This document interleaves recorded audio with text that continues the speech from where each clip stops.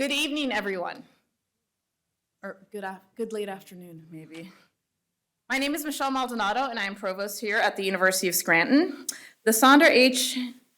and Maury Myers Distinguished Fellowship in the Humanities and Civic Engagement, housed in the University Slattery Center for the Ignatian Humanities, honors two highly regarded community leaders from the region, Sandra and Maury Myers, and I'm thrilled to have them with us this evening.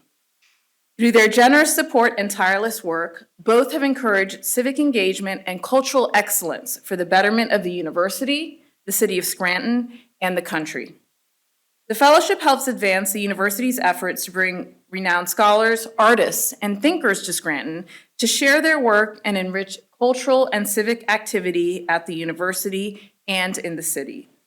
As noted by our former president, Father Scott Pillars of the Society of Jesus, Sandra and Maury Myers represent the profound potential inherent in the humanities to enable and encourage civic engagement for the good of others.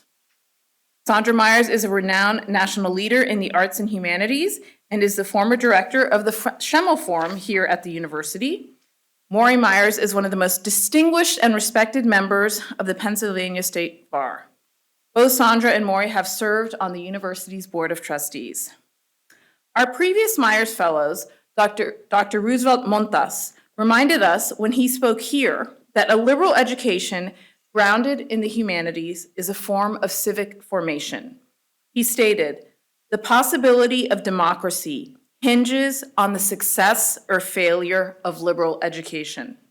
End quote.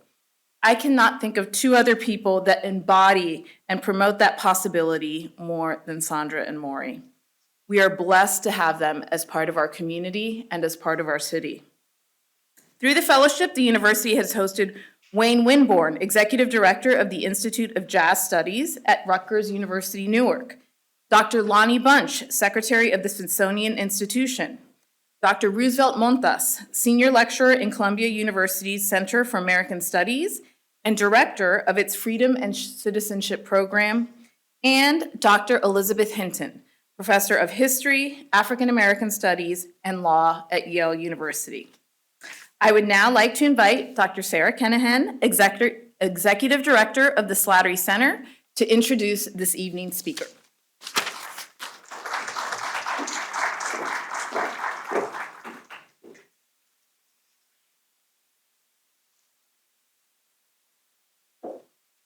Good evening, everyone, and thank you for being here tonight. It is my pleasure and privilege to introduce this year's Myers Fellow, Dr. Dale Jamieson. Dale Jamieson is Professor Emeritus of Environmental Studies, the Director at the Center of Environmental and Animal Protection, Affiliated Professor of Law, Medical Ethics and Bioethics, Founding Director of the Environmental Studies Program, and former Chair of the Environmental Studies Department, and Professor of Philosophy at NYU.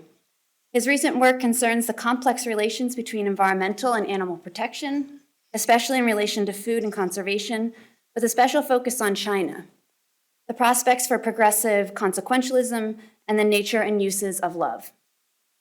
Underlying all of this work is his ongoing concern with how to live in the Anthropocene, both as an individual actor and a political agent. Dr. Jamieson led the creation of the Department of Environmental Studies and the graduate program in Animal Studies at New York University. He has held visiting appointments at the National Center for Atmospheric Research, Cornell, Princeton, Stanford, Oregon, and Arizona State in the United States, Oxford University and King's College London in the UK, and Monash University and the University of the Sunshine Coast in Australia. He is also a former member of the School of Social Sciences at the Institute for Advanced Study in Princeton. In 2017, he was a Zurich Distinguished Visitor on Climate Change at the Bren School of Environmental Science and Management at the University of California at Santa Barbara.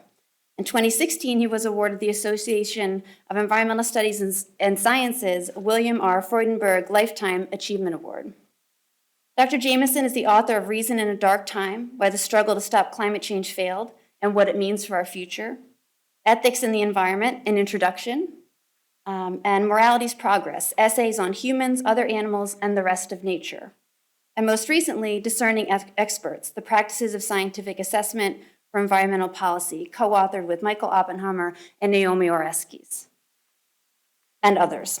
He is also the co-author of Love in the Anthropocene, a collection of short stories and essays written with the novelist Bonnie Nadsdom, and the editor or co-editor of 9 other books. Jamieson has published more than 100 articles and book chapters, is on the editorial board of several journals, and his research has been funded by the National Science Foundation, the U.S. Environmental Protection Agency, the National Endowment for the Humanities, the Office for Global Programs, and the National Atmospheric and Aeronautics Administration, as well as private foundations. On a more personal note, I was first introduced to Dr. Jamieson's work when I was a graduate student, struggling to identify and think through the moral complexities of climate change. Today, many years later, his work still continues to inform my own. So I am both grateful and honored to welcome him here tonight. Please join me in welcoming Dr. Dale Jamieson.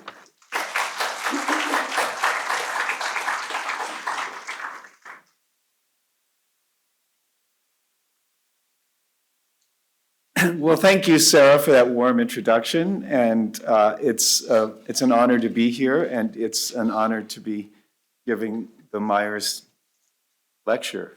And thank you all for coming out, especially given that the title of this lecture might actually seem somewhat intimidating. I imagine that many people have probably never really heard the word Anthropocene or don't have much of an association with the word Anthropocene. So why should you go to a lecture about that?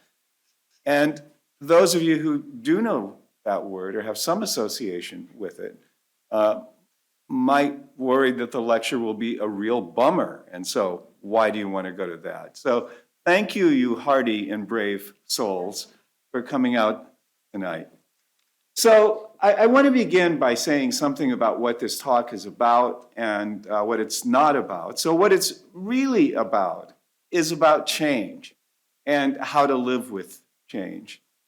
So my father was born in 1910 when life expectancy was 51 and subways were just beginning to replace horses as transportation in New York City. But by the time he died in 2007, he had lived to be 97. Space travel had begun. We had drones and driverless cars. Now, that's an incredible amount of change in a single generation. But the amount of change that I have lived through is greater than that. And for the students in the room, the amount of change that you will live through is even vastly greater than the amount of change that I have lived through. And this has given rise, I think, to some books that have reasonably depressing titles. One of them by me, another one by an environmental writer whose work I highly recommend, Roy Scranton. We're doomed, now what? And in fact, there's no doubt that in this century, there's going to be a lot of rough going. And the word catastrophe is not too strong a word to apply to much of what we're going to see in this century. But indeed, the word catastrophe applies to much that we saw in the 20th century. We saw a single war in the 20th century, World War II, in which 3% of the population of Europe died, for example. We have lived through catastrophes before, and we're going to live through more catastrophes in the future. And as weird and as strange as it may sound, we really can't hope when it comes to climate change and the problems with the Anthropocene to avoid catastrophe. But what we might hope for and what we can affect is to bring about a better catastrophe, a less catastrophic catastrophe than would otherwise occur. Now, recognizing the reality of climate change, that we're already living with it, we're beginning to see a lot of talk about adapting to climate change. And while adaptation is important, it's not really the right concept, because when the concept of adaptation seems to suggest that we've been in one stable climate regime, now we're moving to another one. And so we just sort of have to figure out how to live with the new one. But in fact, what we're really living through is a period of climate disruption. And in fact, what people have always lived through is change rather than stability. And so I think a better concept for us to focus on than adaptation is the concept of resilience. What we're really having to do in the 21st century is to ride these waves of change that are always moving and always never completely predictable. And the most important virtue that we can really bring to this, I think, is to try to face the challenges squarely in the eyes. Sometimes people ask me whether I'm an optimist or a pessimist. And what I tell them is, at least what I hope to be, is a realist. And let the attitude towards the future fall out of what is the best assessment we can make of the future challenges. So this then takes us to the concept of the Anthropocene, which is a term that has started to get some play over the last decade or two. It's even made it to the cover of The Economist magazine. And the simple definition of the Anthropocene is that it's an epoch in Earth's history in which fundamental Earth systems are dominated by humanity. Now, this is an incredible inversion from the history of most of the planet. For most of the planet, humans arrived quite late on the scene. It was quite fortunate that we just simply didn't become extinct very early on in our own biological history. And now we're living in a period in which humans can be said to be the dominant force on planetary systems. Now, this isn't really a new idea. George Perkins Marsh, who was one of those 19th century polymaths who sort of seem to know everything about everything, the sort that don't really exist anymore, published really what was one of the first major environmental books in the United States, a book that was called Man and Nature. An earlier title was The Earth as Transformed by Human Action, which I think is a better case. And among other things, George Perkins Marsh was the US ambassador to Italy. In fact, he was the first ambassador to Italy. And before that, he'd been the ambassador to Turkey. And there he saw areas in Asia Minor, North Africa, Greece, that when you look at texts, old texts, for example, like those found in the Bible, where there are discussions of these places as being, like the cedars of Lebanon, forested and verdant pastures and so on.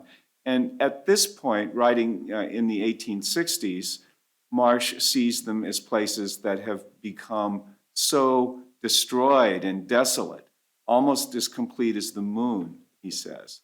And he says that's all happened during this brief historical period, and he says that's human action that's brought about that devastation. So Marsh is saying that already in the 1860s. Then interestingly, an Italian priest and geologist, Antonione Stoppani, also noticed the same thing, only unlike Marsh, he thought it was a good thing. He says, we're at the beginning of a new era. See how deep is man's footprint on Earth already. Man has been in possession of it for only a short time. He goes on and on. He said, but instead what we see in this is man's intellect and his intruding and powerful will. The Anthropozoic era has begun. And we still see some of this attitude around. For example, when we talk about the human domination of nature, there are still people who seem to think somehow this is a good thing, and talk about the idea of humans replacing God as being something that we should embrace. Now, the current discussion of the Anthropocene really begins from the work of a Nobel Prize-winning atmospheric chemist, Paul Krugman, who thought he actually coined the term Anthropocene, which he didn't, but he thought he did. And his story about coining it is rather funny. He said he was at a conference where somebody said something about the Holocene, and he says, I suddenly thought this was wrong. The world has changed too much. So I said, as in blurted out, no, we are in the Anthropocene. I just made up the word on the spur of the moment. Actually, a limnologist had actually coined that phrase in the scientific literature almost a decade before. Now, if you just want to know what the Anthropocene is, this is a pretty good picture of the Anthropocene. This is a picture of Manhattan Island, and on the left side, essentially you see Manhattan Island in the Holocene. you see it as it was when Henry Hudson sailed up the Hudson River in 1537. What you see is Manhattan Island as it appears today on the right. That really is the difference between the previous geological epoch, the Holocene, and the one that we are now living in, the Anthropocene. So if someone asks you what the Anthropocene is, you can just point to that. You can also look at, for example, the networks of connection that we see in globalization of cities, roads, transmission lines, and so on and so forth, this binding together of that's occurred as being an Anthropocene phenomenon. I like this slide of a friend of mine who sent this picture to me one day, and he said, hey, because he knows I like to think about the Anthropocene, he said, this is surfing in the Anthropocene, right? Pretty different from surfing in another kind of world. You're all supposed to laugh now, but I have to sort of put my laugh emojis in. And scientists have identified Anthropocene indicators. I mean, you don't really have to see this very clearly, and I'm not going to dwell on it, but we've been living with all these incredible spikes in everything from population to GDP to these measures of globalization to the use of fertilizer to energy use and so on. And this has been reflected in changes in the Earth system in terms of the composition of the atmosphere, in terms of surface temperatures, ocean acidification, and so on and so forth. So these are all indicators now of the human domination of the planet. Now, geologists like to find some strata in the Earth's crust that mark these changes of historical periods. And so some geologists have claimed that we can really date the Anthropocene from 1945, when, with the first nuclear explosions, we began to see these materials, these plutonium elements and these carbon elements that had been extremely rare or even non-existent in the Earth's crust, now because of atmospheric nuclear tests begin to concentrate in a particular strata in the Earth's crust, marking the advent of the human impact on nature. But whether we think of the Anthropocene as a formal geological epoch or just think of it as a sort of name for the kind of cultural moment in which we are now living and is going to persist for the foreseeable future, I think it's not hard to see what we're talking about when we talk about the Anthropocene. Now, the point I want to make now is how incredibly recent and really radically contingent the Anthropocene is. This is a cartoon that, it's way out of scale. I'm going to show you a little more scale in a moment.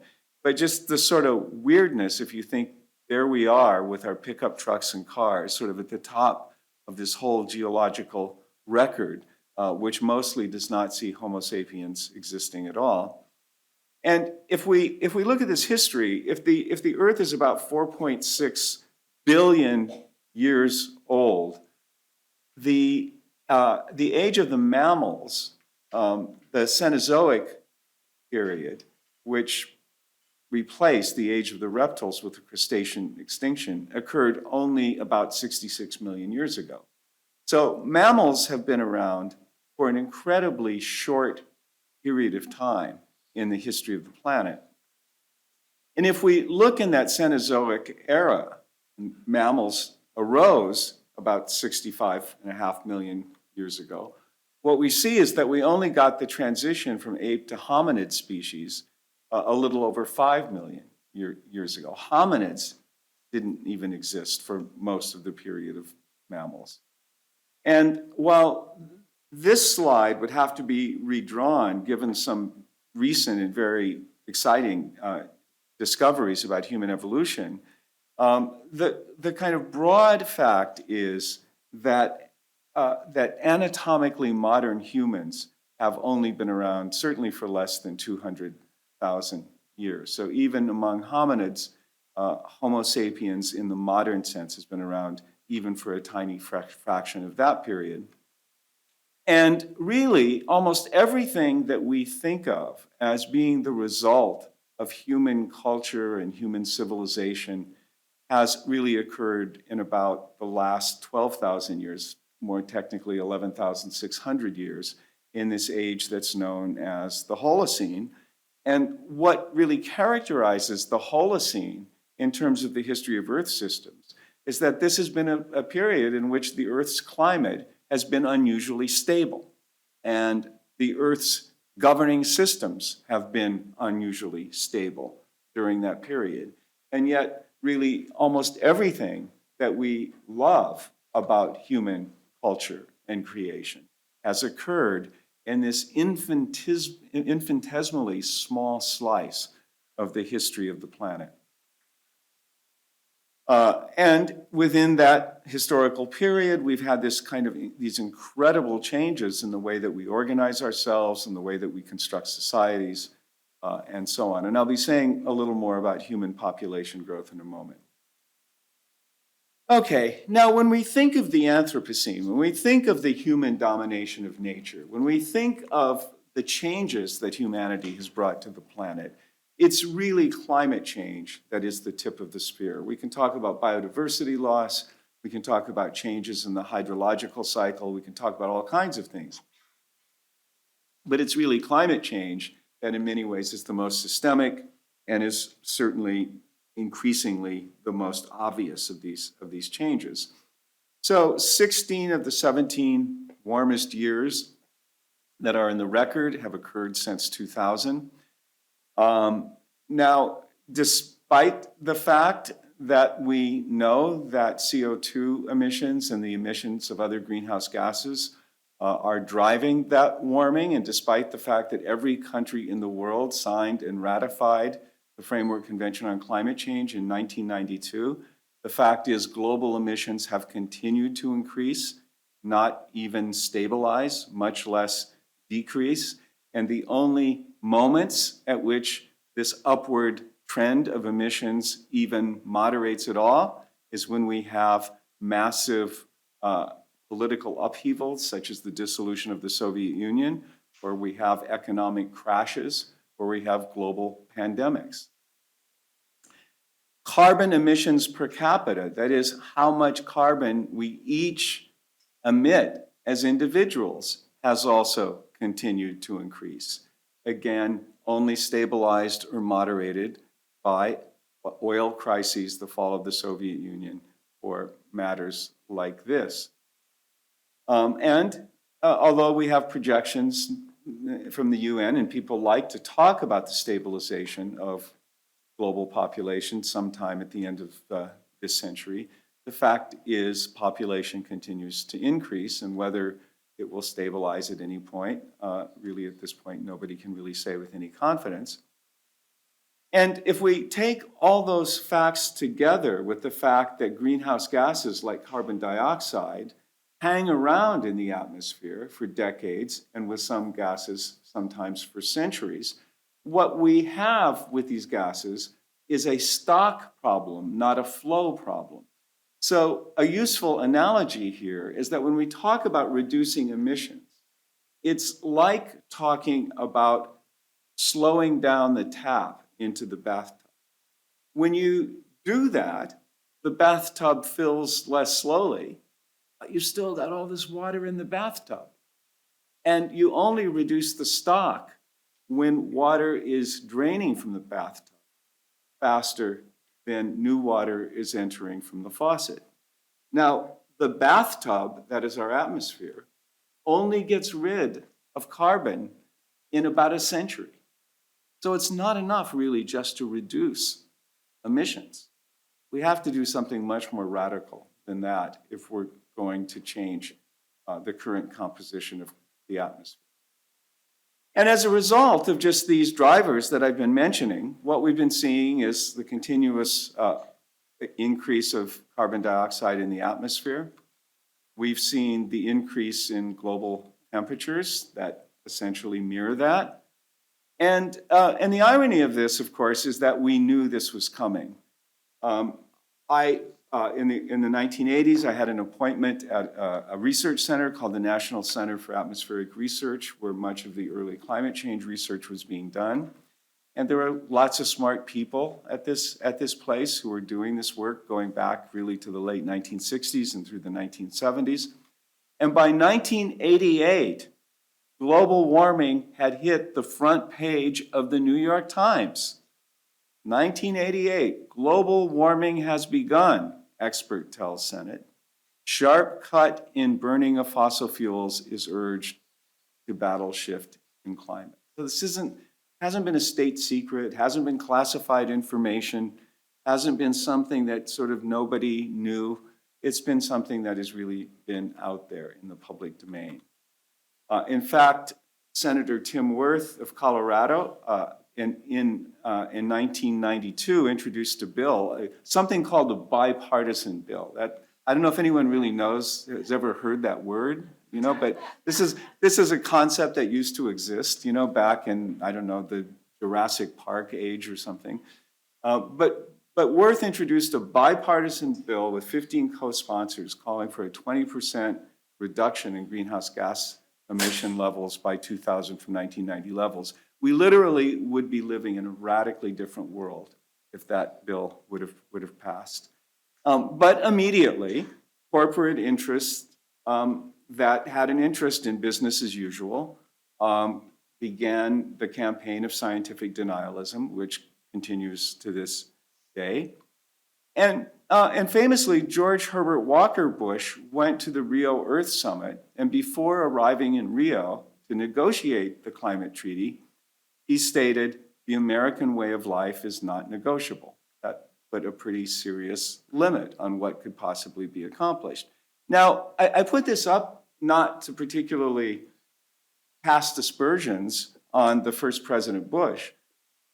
When President Bush said the American way of life is not negotiable, he was essentially stating what was true, what was reflecting the attitudes of Americans.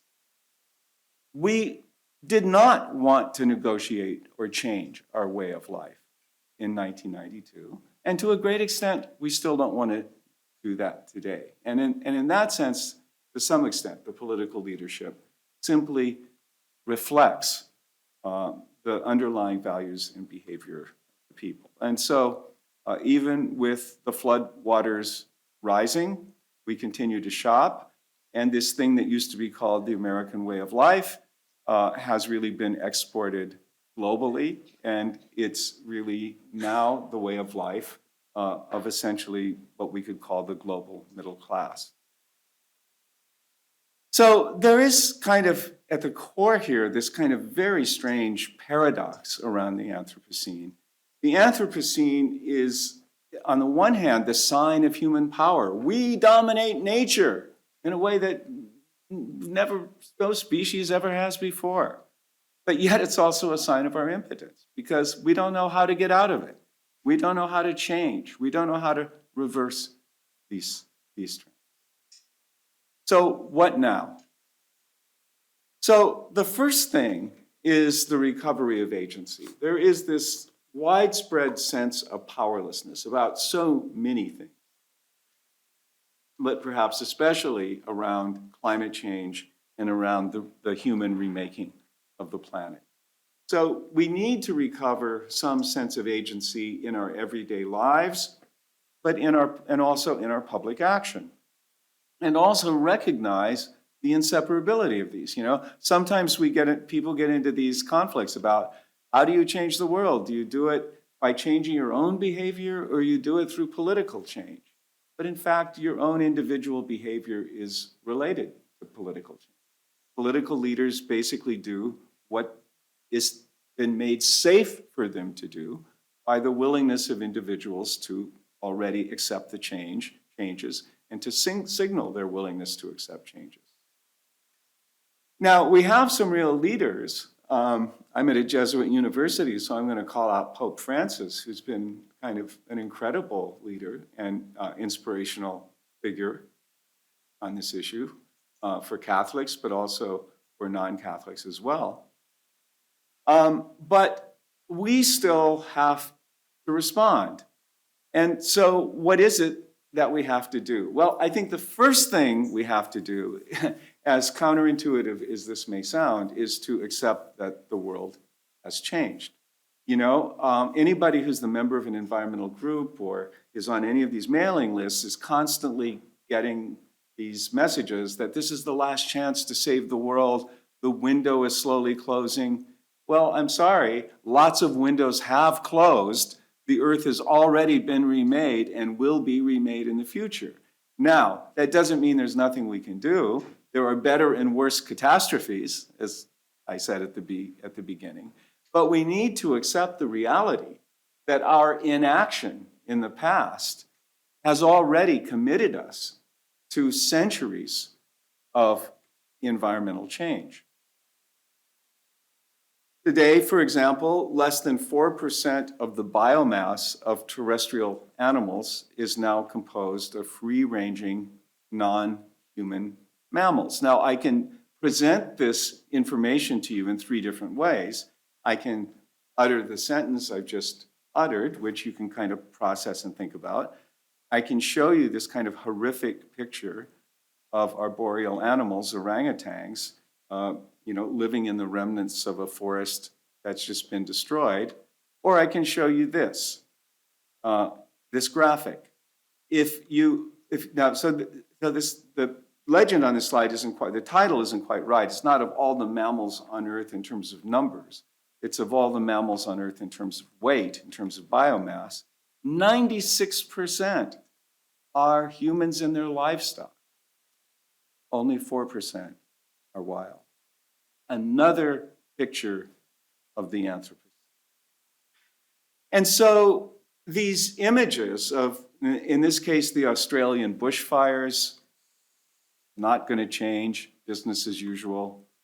Hurricane Katrina, just simply an early marker of what we're going to see in coastal cities around the world. And the floods that you experienced this summer in Scranton, you're going to be seeing more of that, and the damages will increase, and probably the death tolls will increase as well.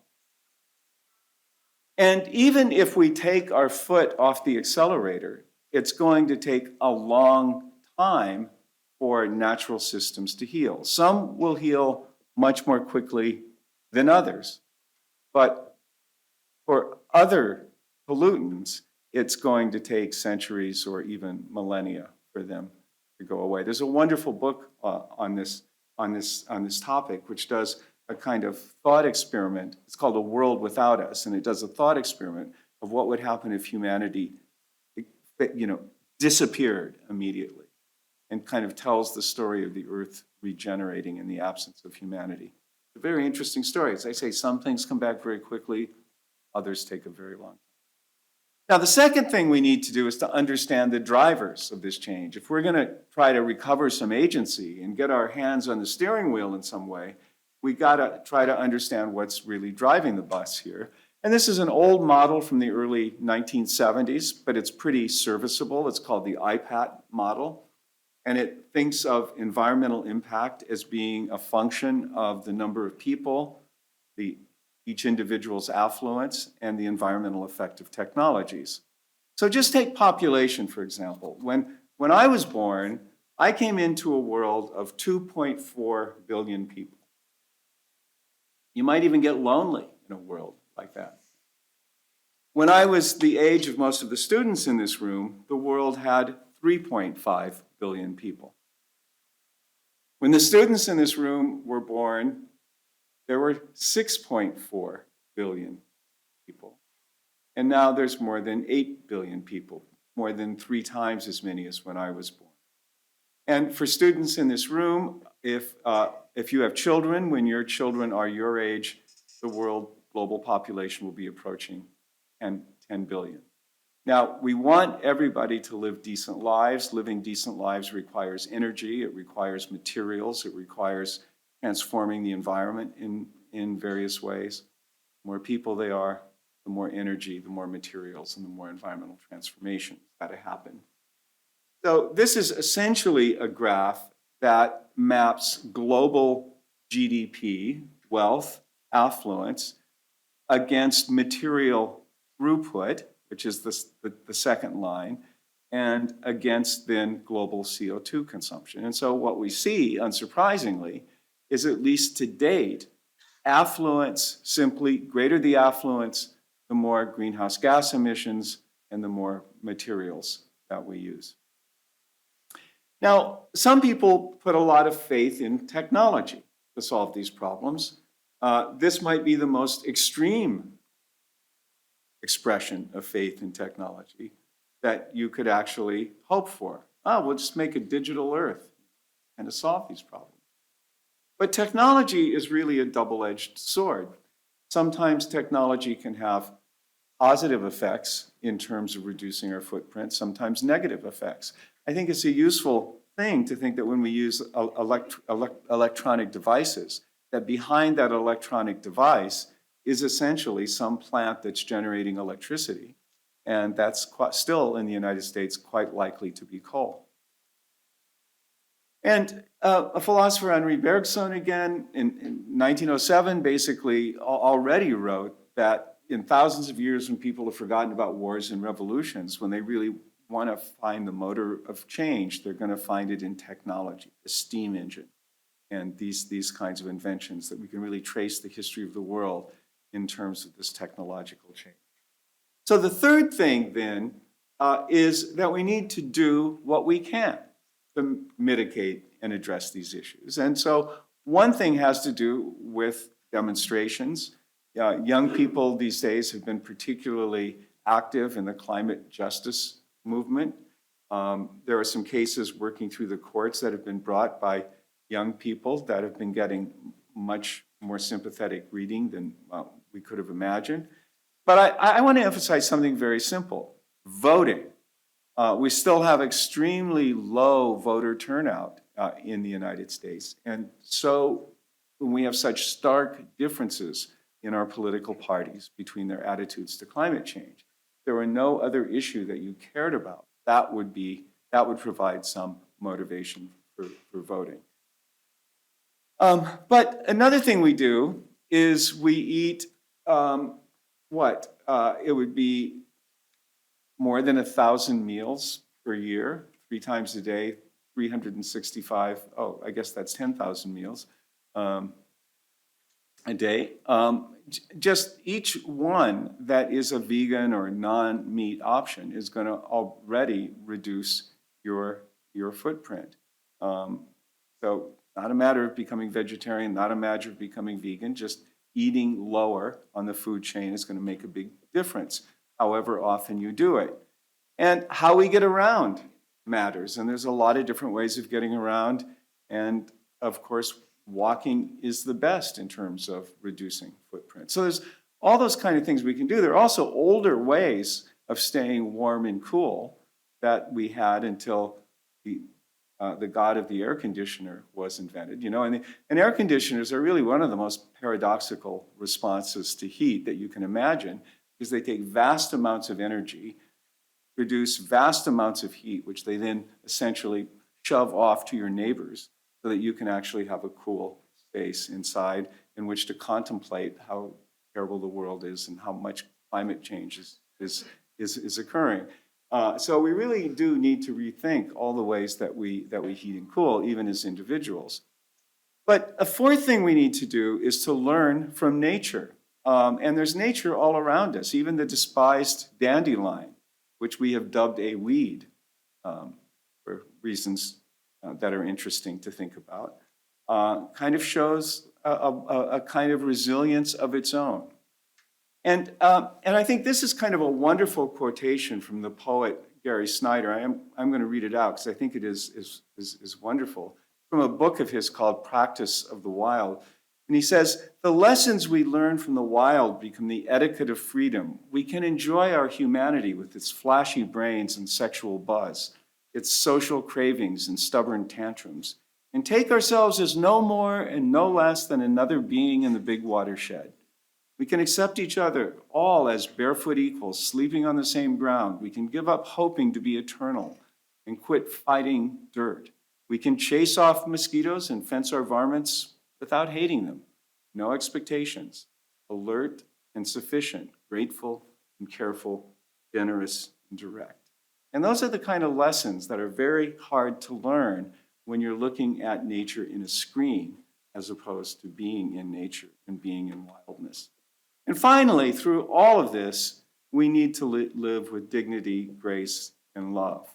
And there will be mourning, because a great deal is being lost and will be lost. And the mourning will not just be among humans.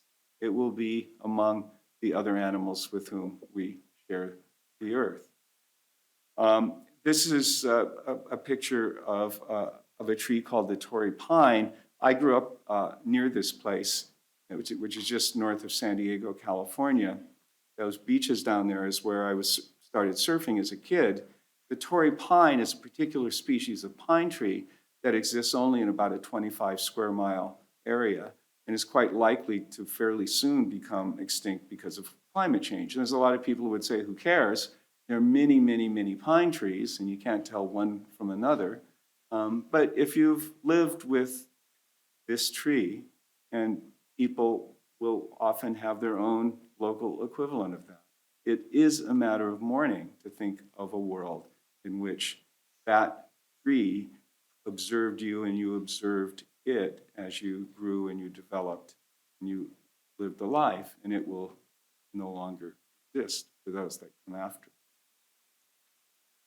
And another thing that we learn from nature, I think, is love, because what love is about, is the novelist philosopher Iris Murdoch, I think, states very well. Love is the extremely difficult realization that something other than oneself is real.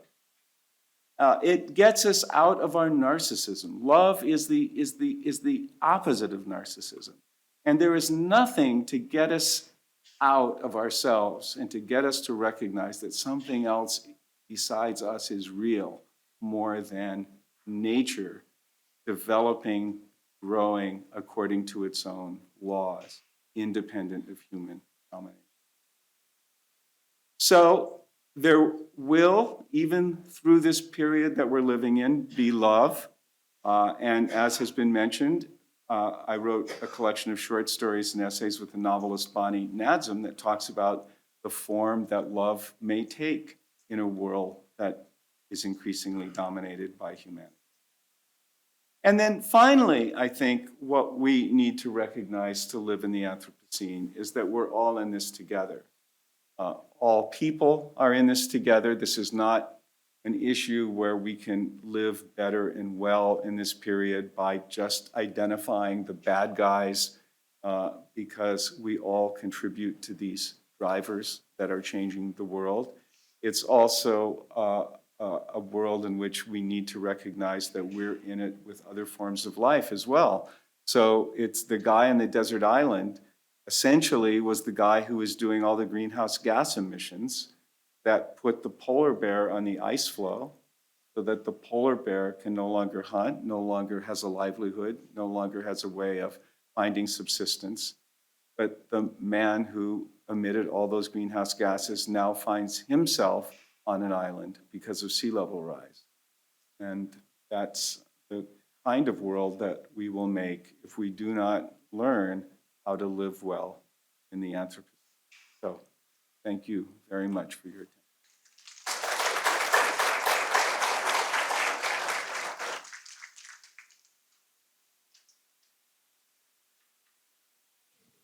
Sorry? Yeah, why don't you moderate, because I just may not be able to, see hands.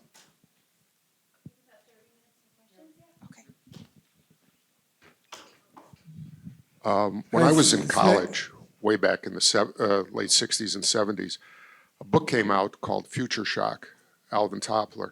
And if I remember the thesis correctly, it wasn't just that things are changing, it was that the pace of change was accelerating.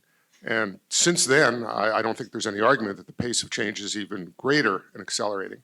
So I guess my question to you is, we shouldn't be, or for comment, just addressing what's happening now or what's happened in the immediate past, but how do we anticipate with the pace of change what we have to do in the future in order to prevent even greater dislocation or whatever you want to call it in this age? Yeah, well, I actually think that a certain arrogance about anticipation is part of the problem. And it's a little bit why I cavil at the word adaptation as opposed to resilience, because adaptation sort of suggests that we know what this new world is going to be and we just have to adapt ourselves to it. When in fact, the challenge is that we don't know what the new world is going to be like. We actually need much more epistemological humility about the future than we have. And what we need is to have resources that are resources that you might think of as general gauge resources that will allow us to cope with many different ways that the world could be. So when it comes to character, I think a lot of this returns us to kind of older ideas, which, among other things, Jesuit philosophers have written about, older ideas of the virtues, about ways to live, ways to be that are going to allow us to live valuable lives in no matter sort of how the world goes in all of the different unpredictable directions it might. I mean, you know, and it's not just actually, I mean, there's a lot of wisdom in a lot of philosophical traditions that we don't pay much attention to. I mean, John Dewey, for example, the pragmatist, talked about how important it was for us to respond to events that we saw coming that we could affect, and then adapt to those events that we could not change. And that's also a kind of wisdom. When we can anticipate correctly, we need to act, as in the case of climate change. We could have acted on climate change and forestalled many of the problems that we now face. But especially given how we've destabilized the world, we've taken the Holocene, this less than 12,000 year period in which almost everything that's recognizable about human civilization occurred. We've essentially taken that period and thrown it up for grabs. We're now going to have to fall back, I think, on these more general purpose resources of love, cooperation, simple justice to try to survive this period. May I follow up on that? I was quite interested in the end where you indicated love had a role of inclusion in the Anthropocene. What other factors are included, like morality, religion, economics, etc.? Well, so it's certainly true that all of those things are going to have to take and will take some different form. I mean, if you just take, it's such a good, deep, general question. I'm not going to try to give you a big, deep, general answer. I'll just give you kind of one example. Take a simple idea like economics, and as we think of it in capitalist societies. What I think one thing people tend not to recognize is that what Adam Smith was talking about in The Wealth of Nations, supposedly the great father of laissez-faire economics, has really almost nothing to do with the kind of economic system that we have today. The context has changed so much. The power that some people have gained over certain concepts and sort of changed their content has been enormously great. But what's perhaps even more surprising is Paul Samuelson, who was kind of arguably the first great American economist, wrote a textbook that was first published in the early 1950s that became the standard economics textbook that dominated the teaching of economics in American universities. In that textbook, he's very clear that economic value is just one kind of value. And that society you should never take economic values as being decisive, that there would be other political values, social values, moral values that of course should come into play in public decision making. By the time you get to a half century later, the very definition of economics and its role in public decision making becomes extremely different. than that. Instead, you get ideas that, well, okay, so you have values, we'll call that the glow factor, and we'll put a monetary value on the glow factor, and we'll put it into the benefit cost analysis. So everything you mentioned, including probably religion, is going to have to take a different form in a different kind of world, but it's not easy to say upfront exactly what that form is, but it is important to recognize, I think, just how these concepts that we regard as being fixed are extremely dynamic and undergo incredible change, even in short periods of time.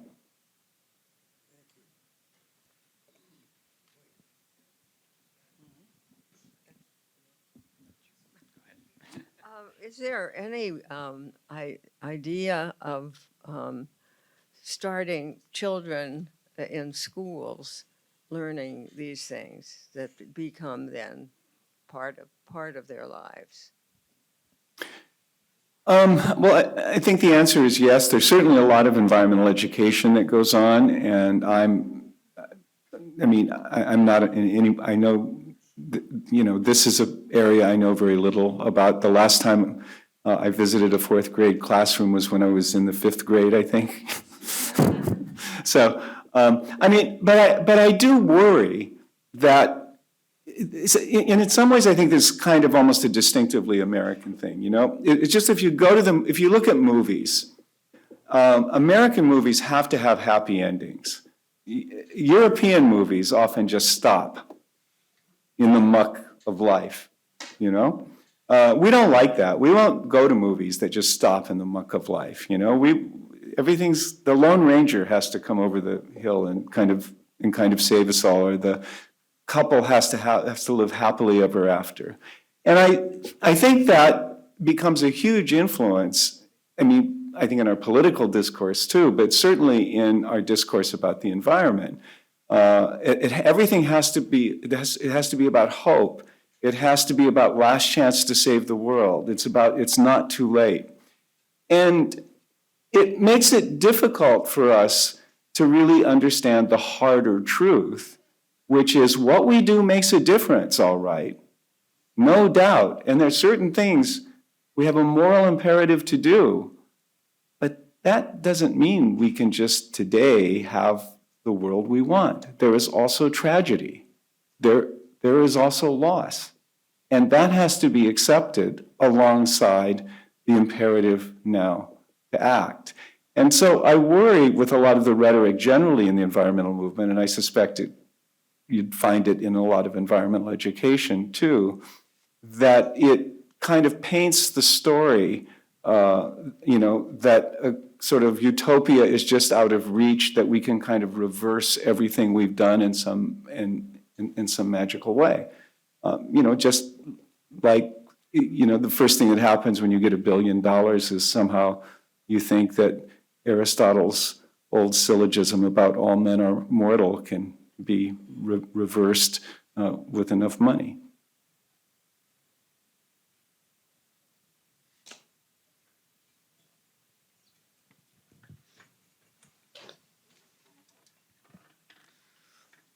This lecture mostly talked about the scientific aspects of Anthropocene and the climate change. Excuse me, could you just speak up a little? Or? Yeah, sorry. This lecture talked mostly about climate change in a specific lens of the idea of the Anthropocene. Do you think, for example, modern political events like the things going on in the Middle East also go into this definition at all? Yeah, so I think that's really a great question. And one of the things that I've written about, but I didn't sort of try to work into this talk, is so climate change is affected by our politics. So, under the best of conditions, climate change would be a terrible challenge for humanity because there's just so much about climate change that just runs counter to so much about our biology. If carbon dioxide is an invisible, tasteless, odorless gas, if carbon dioxide were ugly magenta that smelled like a chicken farm or something, right? we would probably be doing something about carbon dioxide. So there's just a lot about the problem that's hard for us anyway. But our political systems globally, but arguably especially in the US, have just been woefully inadequate at addressing this issue. But I think in turn, then, our failures to address climate change come back and also affect our politics. And one way they affect our politics is by creating climate refugees, by changing livelihoods in countries, by affecting water resources in countries, and also by eroding confidence in governments. If governments can't solve problems, then they lose a sense of legitimacy in the eyes of their people.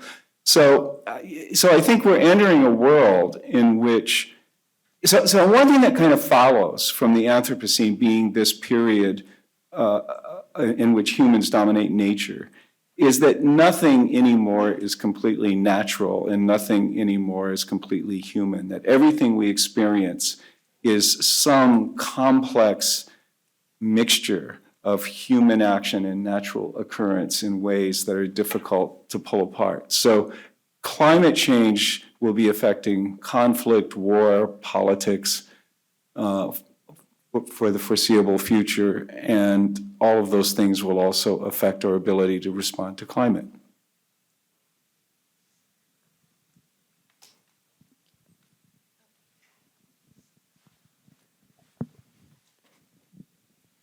So the approach to climate action and response is very broad, but I wonder what you think are some of the most promising things that are currently underway as a means of climate action? So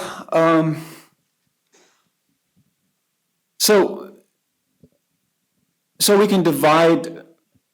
So conventionally, responses to climate change are divided into mitigation, adaptation, and increasingly geoengineering. I don't really necessarily like those terms, but mitigation is sort of about reducing emissions. And I think the most promising thing on the emissions, the most promising thing in the emissions reduction front is that almost everyone in the world outside the United States has a political consensus that it should be done. So the politics of almost every country in the world is different than it is in the United States on this issue. That's promising. I mean, it's sad for the United States, but it's promising that the politics are so different in other countries. In the United States, the most promising things that are happening are these court cases that are often being brought by children, by young people, and they're all over the place now. They're in many jurisdictions. They're being argued on all kinds of different legal theories. And it's not that there's going to be a court case that's going to say to the US government, therefore you have to dissolve Exxon. It's not going to be like that. But the way our politics works, these court cases do two things. One is they raise the cost of engaging in emitting behavior. They make it more expensive, both in terms of reputational effects and also because of just downright legal expenses and such. And also in the United States, we tend to consciousness raise by suing people. And, so it has that kind of political impact. On the adaptation side, I think it's going to be a real nightmare because you're going to have to, first of all, you're going to have to get people away from the coasts while there's still more people moving to the coast than are leaving. And that just runs so counter to our notions of private property, not to mention our idea that, even if you were born in Iowa, you somehow want to live in Florida, on the ocean. So it just runs so counter to so much that we think. And not to mention the fact that everybody thinks that the value of their house is the value of what somebody who doesn't exist sometime should be willing to pay for it. And anything else is people taking money from your pocket, so it's just theft. So adaptation is going to be really difficult in this country, and it's especially hard because it isn't really adaptation that we need, it's resilience. So even if we create a coastal area that will deal with sea level rise for 2100, that doesn't mean it'll be adequate for what happens after 2100 or after 2050, because so much is just completely unpredictable. Then the third thing is geoengineering, which we're going to see a lot more of. So there's already a big part of the kind of Inflation Reduction Act involves spending money on developing carbon capture and storage, which basically nobody knows how to do at any reasonable cost. And even if you could do it at a reasonable cost, you would have the problems of scale. You might even wish you couldn't do it at reasonable cost because no one knows how to deal with the problems of scale. And then there's all kinds of other things that people talk about in geoengineering, injecting sulfates into the stratosphere to reflect back sunlight, which, some of the climate models suggest if you do that, you destroy the Indian monsoon, which wipes out agriculture for a few 100 million people in the Indian subcontinent. So a lot of these geoengineering ideas this is another thing we need to remember. It's the old joke, don't just stand there, do something. Well, instead, I prefer the first law of holes. When you find yourself in a hole, stop digging. That's really the first thing.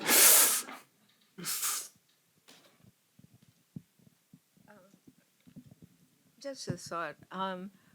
We have had some success in having less people smoking, and that seemed like an impossible thing to do with people so devoted to their smoking. So there's hope for us. Well, I think I think, first of all, smoking was child's play compared to this, but the great lesson of smoking goes back to something I said earlier, which is that it was, so what happened with smoking is that, first of all, it was science-led in the sense that we had the Surgeon General's report in 1960 that, as if you needed science to know that, like, inhaling smoke might likely cause lung problems. That seems about as close to basic intuitive knowledge that anyone could have. But we got this scientifically documented in 1960. Government didn't do anything about it, of course. But what happened is that eventually that gave rise to a kind of no smoking movement, which then gave rise to the secondhand smoking movement. And so then smoking came to be seen not just as a bad habit that you have, but as a harm you're inflicting on others. And that led to things like various jurisdictions and industries creating non-smoking sections. And once that happens, that shows that people want to be in places where people aren't smoking. So then brave, courageous politicians come forward to pass laws, that give a little normative edge to things that people are already doing. So that's what I think the lesson is. I think it's not as simple as what people sometimes say, where people lead, the government will follow. I don't think the people are all that virtuous, but it does show how important that voluntary individual action is as signaling behavior that makes policy change possible. Will you comment on the impact of artificial intelligence? I don't have any deep, so let me ask ChatGPT what I should say about this. I don't have any deep thoughts about that, except to say that, so one thing, so love in the, so I am just going to go back in a way and pitch love in the Anthropocene, because in a way, our idea for love in the Anthropocene was that when people talk about the future, they tend to take their favorite issue about the future, whatever it is, and then they assume the world will more or less be the same, except their issue will be different, and that's the one they want to focus on. When in fact, the future is always a mix of everything changing along many different dimensions at different velocities and recombining in ways that are extremely difficult to anticipate. So that's just by way of saying artificial intelligence is going to be part of this crazy future, but exactly what role it plays in this future and how it interacts, I just think it's very, very hard to say. In some ways, like any technological innovation, artificial intelligence is going to be helpful and useful, and in other ways it won't be. I mean, it also reminds me of another thing about biotechnology. A long time ago, when that was considered an innovation, I wrote this paper in which I basically said, everybody talks about whether biotechnology is good or bad, when the real question is who's going to own it and control it. That's really the question. And so I tend to think that's true of really all these forms of technology. If artificial intelligence is owned and controlled by the people who own and control most of the economy, that it's increasingly in private hands, then it's going to be very destructive in some ways and very good for some people for enriching themselves. If it goes more into public control and regulation in public sector, then you have a fighting chance that it will be used on the whole in a more productive way. To go back to education, you haven't been in a fourth grade class for some time at this point, but I know you've been in a university setting much more recently. What is the role of universities in this? Should we be infusing sustainability, issues of sustainability across the curriculum, from theology to philosophy to engineering to chemistry to management, et cetera, so when our students leave the university, it's in their psyche. They think about it in terms of their personal and their professional lives. What should we be doing about it in universities? So it's obvious that universities are very difficult spaces, because the way I see universities, they have two really profound functions that are quite different. One is this function of which sustainability is part of, which is to be on the cutting edge of addressing contemporary concerns and problems. The other function really is, I think, to be a sort of conservatory function, to basically protect history, to protect culture, to protect learning, and in that sense to sort of be the repository of knowledge that, if it were left to the market, left to the streets, would not exist. So universities have these, I'm not talking just about teaching, in general have these two very different functions. It's very difficult to get them right, to get the balance between them, because one leads you to go slow and to be conservative, and the other leads you to go fast and to try on novel things. And then you tend to get the professorate, of which I have been a proud member for half a century, and I think I can say that many professors, I don't even want to say most, primary goal in life, like most organisms, is to reproduce themselves. And reproducing yourself is not a good strategy for a world that's now different, a half century later. So I think universities it's been a struggle to address these issues, but I'm impressed by how much universities are really trying to change, and how much change has occurred in universities, usually driven by students. Probably students are the strongest force in most places I visit for the sustainability push, but to some extent faculty, and to some extent administrators. I also think there is a danger here too, which is, it's kind of the danger of self-righteousness that we all have as individuals. I mean, these are not really purity issues. It's not that. It's more important, that a non-grass-fed burger never pass my lips than that the world should be a greenhouse happier place. It's not about my personal virtue not to fly or not to do this or not to do that. It's about trying to make this whole mess better, because we are all in it together in the end, like I was saying in the last slide. And sometimes universities, driven by students and advocates, can get into a thing where our university has to be holy in this way. We have to be pure. And that's not really the most important thing. The most important thing is that we be part of this whole process to try to make the world better in this in this way. And that's not always an all or nothing thing. So on the whole, I've seen a lot of positive change, driven mostly by students, is the short answer to your question. I mean, do you agree? Certainly, I agree with that. But again, my theory is we ought to be infusing sustainability across the curriculum so that a kid in psych sees it and says, wow, when I become out there in the professional world, how do I change people's minds about this? An engineering student, okay, so what can that engineering student do in their personal life, in their professional life? What can a chemistry student end up doing?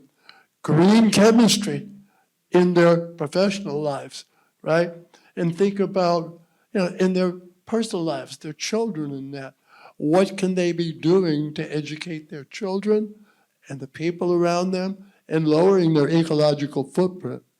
It's interesting with that, the equation, the IPAT equation. Our environmental impact is a function of population, affluence, and technology. Well, I don't see population going down. I don't see affluence going down. Everybody wants to live like Dale and Mike, right, in developing countries. So we're left with technology. It seems to me that's the only way we can lower our ecological footprint and conservation, that sort of thing. So we ought to embrace technologies that lower our ecological footprint as much as we can and encourage people that are engineers and scientists and that to develop these technologies, not hinder them. Well, I guess I just make two brief comments. The first is students, in my experience, often can get tribal about these issues. So you can have students who are very strong advocates of sustainability and students who don't want to get their degree and go out and make a living, and that's not what they're interested in. And when it comes to crossing that bridge, creating communication, students are often better able to manage that than an institutional structure that tries to make them do things. Some fraction of students do things that they don't want to do. It's like even today, most people, turns out there's one interesting exception in American society, most people tend to get their view of the world and what's true and false about everything from vaccines to climate change from their friends and relatives, not from scientists or churches or universities or institutions. So I think any institutional actor has to be very careful about being seen to promote a particular thing as opposed to encouraging people in that community to be able to move around and communicate and educate each other in that way. The other thing about technology, I think, so maybe you'll find this depressing in terms of the IPAT equation, but it's like my first law of holes. I agree with you. I think technology is a double-edged sword, and we don't know a lot of the impacts of technology. But here's something depressing. Most of the renewable energy we generate doesn't displace fossil fuel energy. It gets added to it. There's a lot of empirical work that shows that. So I think with the IPAT thing, if we can just begin to stabilize and back off, that's about the best we can hope for. I think at this point, in learning how to live in that world. I think, again, we have too much silver bullet thinking around all of this. We've created a world that's going to take a long time for wildness to return, for a lot of lost values to return, and we're going to have to learn to love and live and thrive, and appreciate the nature that there is in that world. No one, nothing is, I don't believe, is going to save us from ourselves. And because, wherever we go, there we are.